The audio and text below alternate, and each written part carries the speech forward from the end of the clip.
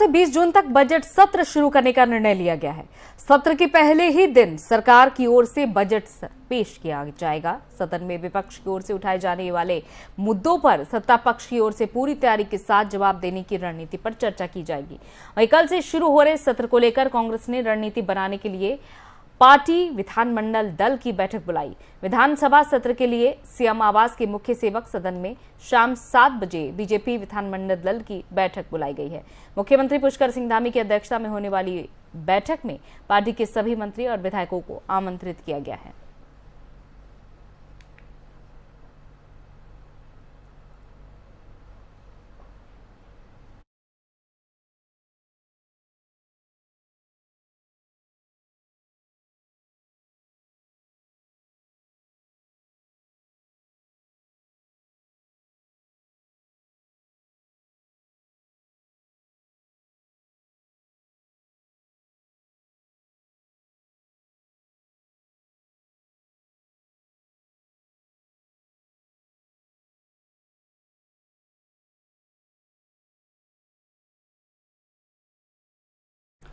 और इस बीच हल्द्वानी से खबर, विधानसभा सत्र को लेकर अब सवाल उठना शुरू हो चुके हैं। कांग्रेस विधायक सुमित ने सवाल उठाए हैं। सरकार के कहने और करने में अंतर है। उत्तराखंड विधानसभा का बजट सत्र कल देहरादून में शुरू हो रहा है, जिसको लेकर ये देखा जा रहा है कि एक तरफ सरकार ने तैयारी पूरी कर ली है, तो वहीं विपक्ष भी सरकार को घेरने के लिए तैयार है। वहीं विधानसभा सत्र के गैरक्षेण में न होने पर विपक्ष के विधायकों ने सरकार पर सवाल उठाए हैं। विपक्ष का कहना है कि सरकार के कहने और करने में अंतर बहुत है। ये जुमलेबाजी की सरकार है। गैरसैंण को ग्रीष्मकालीन राजधानी घोषित करने के बावजूद भी सदन देहरादून में शुरू किया जा रहा है और इससे बड़ा दुर्भाग्य नहीं हो सकता। साथ ही विधायकों ने आरोप लगाया कि सरकार गैरसैंण में विधानसभा सत्र नहीं चलने की जो कारण बता रही है वो सब नाटक है।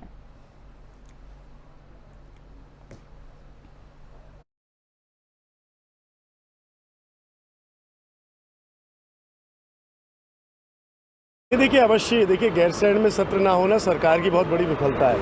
वहाँ पे व्यवस्थाओं का अभाव है, ये बात सच है। इस वजह से वहाँ पे नहीं सत्र कराया गया, क्योंकि पोल खोल हो जाती सरकार की व्यवस्थाओं की। तो इसलिए उपचुनाव में वो व्यस्त रहे। अब 4 धाम का उल्लेख दे रहे हैं। असली बात यह है कि कार्यशैली, कार्यप्रणाली होनी चाहिए, जो कि सरकार में कहीं भी दूर दराज नहीं दिख रही है। तो इस वजह से गैरसैंण में सत्र नहीं हुआ। इसका विरोध कांग्रेस पार्टी कर रही है। किस तरह से कांग्रेस यहाँ पर आवाज उठाने वाली तमाम मुद्दे हैं यहाँ पर। आज विधायक दल की बैठक है शाम को 6 बजे। संगठित होकर कांग्रेस एक स्वर में एक रीति नीति के साथ अपनी रणनीति तैयार करके उसमें आगे बढ़ेगी। सड़क से सदन तक कांग्रेस हर ज्वलंत मुद्दे पे लड़ने को और सरकार को आईना दिखाने को तैयार है। अतिक्रमण लगातार जो हो रहा है उस पर भी कहीं ना कहीं आप लोग यहाँ पर अतिक्रमण जो हो रहा है उस पर भी कहीं ना कहीं बात की है। नहीं, देखिए सारे विषय, अतिक्रमण जो नाम दिया जा रहा है, गरीबों का व्यवसाय को उजाड़ना, अगर अतिक्रमण हटाना है तो मेरे हिसाब से सामाजिक सरोकार के विपरीत है, समाज की व्यवस्थाओं के विपरीत है। और जो हमारा देश है उसमें जो गरीब मजदूर आदमी है उसके पालन पोषण पे आघात है। तो इसलिए इसका विरोध तो हमेशा ही। देखिए अवश्य 14 जून से शुरू हो रही विधानसभा बजट सत्र का एजेंडा कार्य मंत्रणा समिति की बैठक में तय होगा। विधानसभा अध्यक्ष ऋतु खंडूड़ी भूषण की अध्यक्षता में आज कार्य मंत्रणा और विधानमंडल दल की बैठक होगी। विधानसभा अध्यक्ष ने बताया कि बजट सत्र के लिए सभी तैयारियां पूरी कर ली गई हैं। सत्र में संसदीय और विधायी कार्यों की कार्रवाई के लिए आज विधानसभा भवन में कार्य मंत्रणा समिति और विधानमंडल दल की बैठक आयोजित होगी। कार्य मंत्रणा समिति की बैठक में सत्र संचालन और विधायी कार्यों का एजेंडा तय किया जाएगा। साथ ही उन्होंने ये भी कहा कि बैठक में पक्ष और विपक्ष से सदन को शांतिपूर्वक और सुचारू रूप से चलाने के लिए सहयोग की अपेक्षा की जाएगी।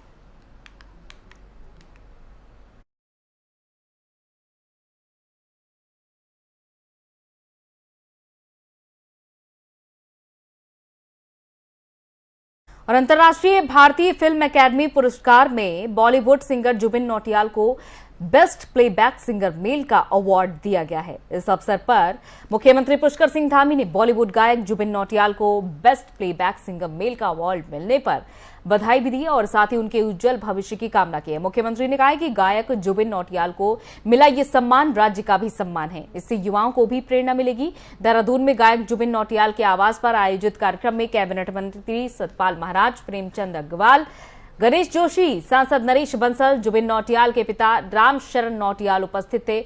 आपको बता दें कि अंतर्राष्ट्रीय भारतीय फिल्म अकादमी पुरस्कार के 22वें संस्करण में उत्तराखंड के रहने वाली बॉलीवुड सिंगर जुबिन नौटियाल को बेस्ट प्लेबैक सिंगर मेल का अवार्ड दिया गया है।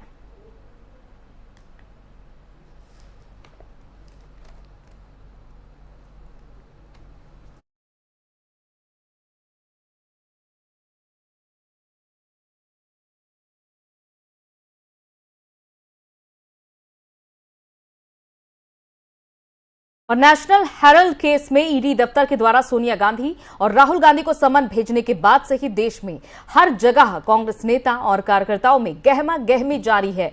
वहीं सरकार और ईडी के विरोध में कांग्रेसियों ने कांग्रेस भवन में ईडी कार्यालय तक मार्च किया। देहरादून में प्रदेश अध्यक्ष करण माहरा के नेतृत्व में कांग्रेसियों का प्रदर्शन जारी रहा। नारेबाजी के साथ कांग्रेस के नेता ईडी कार्यालय की ओर जा रहे हैं। विरोध मार्च में कांग्रेस प्रदेश अध्यक्ष करण माहरा, नेता प्रतिपक्ष यशपाल आर्य, प्रीतम सिंह, प्रदेश उपाध्यक्ष मथुरा दत्त जोशी, सूर्यकांत धस्माना, राजकुमार समेत कई नेता मौजूद रहे। दो चीजें प्रबल करने का काम भारतीय जनता पार्टी ने स्वयं किया। एक बार ईडी क्लीन चिट दे देती है इसी विषय पे, चुनाव कमीशन सुब्रमण्यम स्वामी के अपील करने पे क्लीन चिट दे देता है। उसके बाद एक ऐसा व्यक्ति जिसका 11 साल का कार्यकाल बचा हुआ था, वो दोबारा जांच पे बैठवाता है और 11 साल का उसका जो सर्विस का टाइम था उसको छोड़कर वो भारतीय जनता पार्टी ज्वाइन करता है।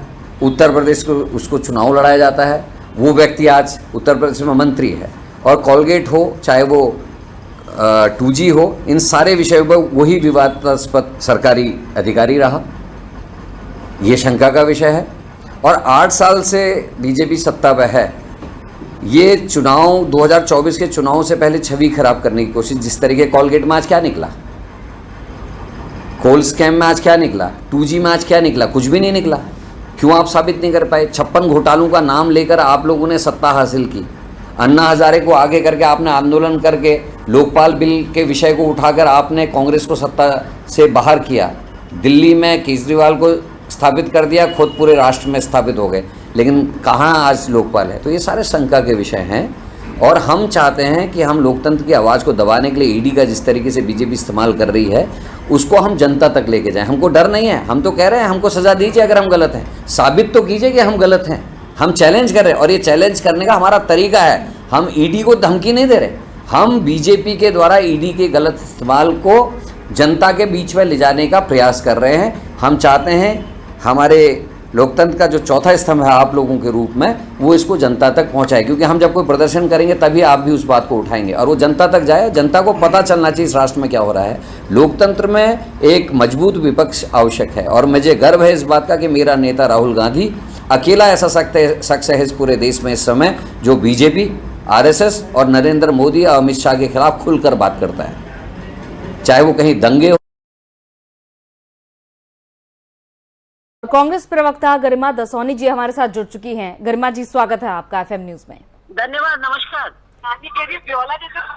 गरिमा जी, नमस्कार। लगातार पूरे देश में प्रदर्शन हो रहा है। आज ईडी के सामने जब राहुल गांधी को पेश होना है, सवाल ये कि ईडी अपनी पूछताछ करेगी, लेकिन दूसरी तरफ ये प्रदर्शन क्यों? मतलब एक तरफ सवाल होने तो दूसरी तरफ बवाल क्यों?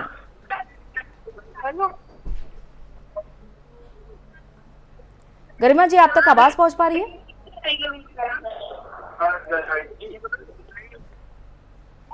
गरिमा जी, क्या आप हमें सुन पा रही हैं?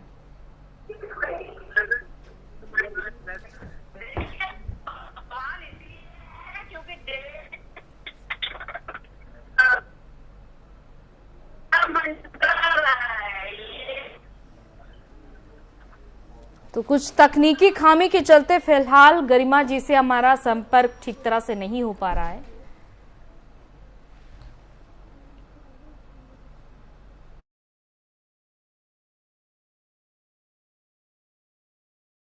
विरोध में कांग्रेस लगातार ये विरोध प्रदर्शन कर रही है। पूरे देश भर में ये विरोध प्रदर्शन है, जहां दिल्ली में अब तक कई कांग्रेस कार्यकर्ताओं को हिरासत में लिया जा चुका है। तमाम बड़े सांसद, मंत्रियों को, मुख्यमंत्री गहलोत को भी हिरासत में लिया गया है। राज्यसभा सांसद पीएल पूनिया को भी हिरासत में लिया गया है। और एक बार फिर से कांग्रेस प्रवक्ता गरिमा दसौनी जी हमारे साथ जुड़ चुकी है। गरिमा जी, एक तरफ सवाल करेगी ईडी तो दूसरी तरफ ये बवाल क्यों, आखिर विरोध क्यों इस तरह का हो रहा है? विरोध इसलिए हो रहा है क्योंकि अनर्गल आरोप लगाए जा रहे हैं, अनाप शनाप आरोप लगाए जा रहे हैं। विपक्ष के नेताओं को तंग करने के लिए, कमजोर करने के लिए, उनको हतोत्साहित करने के लिए इस तरह के आरोप उनके सर पर मढ़े जा रहे हैं। इसलिए ये केवल राहुल गांधी पर संकट नहीं है, ये देश पर संकट है। अगर लोकतंत्र जीवित रखना है देश का तो विपक्षी दल को जीवित रखना होगा, और विपक्षी दल तभी जीवित रह सकता है जब उसके नेता रहें।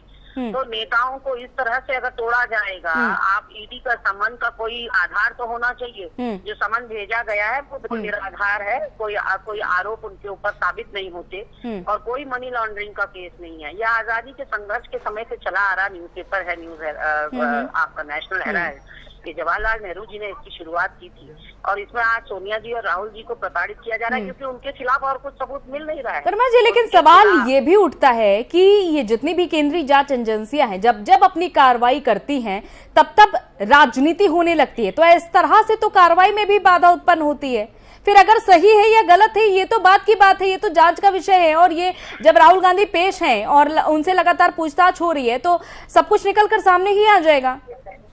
मैडम, आप मुझे बताइए, जांच क्या केवल इन एजेंसियों की विपक्षी दल के नेताओं के लिए बनी है? सत्तापक्ष के नेताओं के लिए कोई जांच नहीं बनी है। गरिमा जी, जब कांग्रेस थी सत्ता में तो क्या ईडी, सीबीआई अपनी कार्रवाई नहीं करते तो क्या सवाल नहीं उठते थे केंद्रीय जांच एजेंसियों की कार्रवाई पर? तब भी सवाल उठते थे। हमने कहा ना, ये ईडी सीबीआई की जांच की कोई आधार तो होना चाहिए, कोई बड़ा केस तो उनके खिलाफ बनना चाहिए। जब पहले स्वामी ने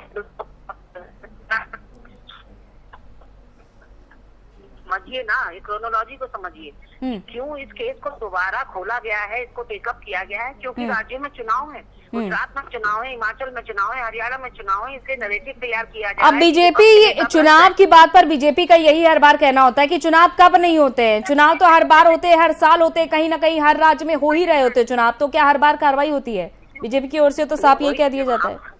हम यही तो पूछ रहे हैं कि आगे पीछे कार्रवाई क्यों नहीं होती है? जब चुनाव के मुहाने पर हम होते हैं तो इस तरह से कार्रवाई का डंडा क्यों दिखाया जाता है? ये दमनकारी नीति है। और आप समझिए, अगर देश में लोकतंत्र को जिंदा रखना है तो विपक्ष को जिंदा रखना होगा, और विपक्ष को जिंदा रहने के लिए नेताओं का जिंदा रहना बहुत जरूरी है। क्योंकि राहुल जी सड़कों पर उतरते हैं, गरीब की, वंचित की, शोषित की आवाज उठाते हैं, इसलिए आंखों की किरकिरी बने हुए हैं मोदी सरकार की। इसलिए इस ढंग से अब तोड़ा जा रहा है, क्योंकि और तो किसी तरीके से नहीं टूट पाए। निम्नतर उनके ऊपर टिप्पणी करी, सार्वजनिक मंचों से उनको गाली दी, उनके परिवार को गाली दी, बहन को, माँ को गाली दी। लेकिन ये भी स्वर्गीय इंदिरा जी का पोता है, ये स्वर्गीय राजीव जी के बेटे हैं। ये इतनी जल्दी आसानी से रुकेंगे नहीं है, हम सत्तारूढ़ दल से कहना चाहते हैं। और राजीव जी अकेले नहीं है, मेरे जैसे सैकड़ों कार्यकर्ता हैं जो रीढ़ की हड्डी बने हुए हैं।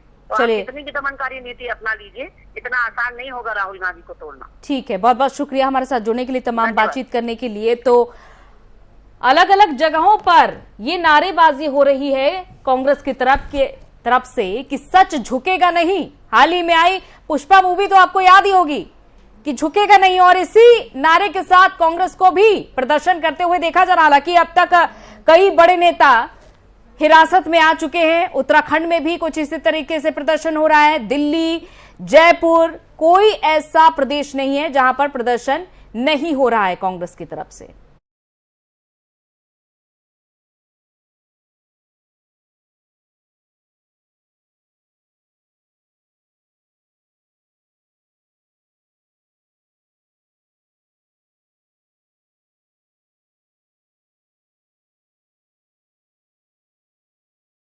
और 14 जून को रक्तदान दिवस मनाया जाता है। उसके पहले आज 13 जून को आम आदमी पार्टी के प्रदेश कार्यालय में रक्तदान शिविर का आयोजन किया गया, जिसमें आम आदमी पार्टी के कई पदाधिकारियों और कार्यकर्ताओं ने रक्तदान किया।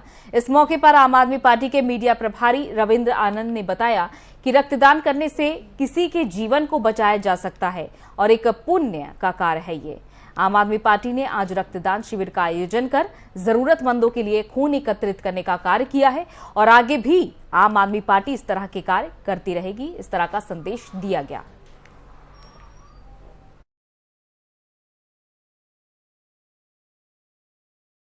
हाँ, देखिए, कल रक्तदान दिवस है और आज पूर्व दिवस पर आम आदमी पार्टी उत्तराखंड की ओर से प्रदेश कार्यालय में एक रक्तदान शिविर का आयोजन किया गया है।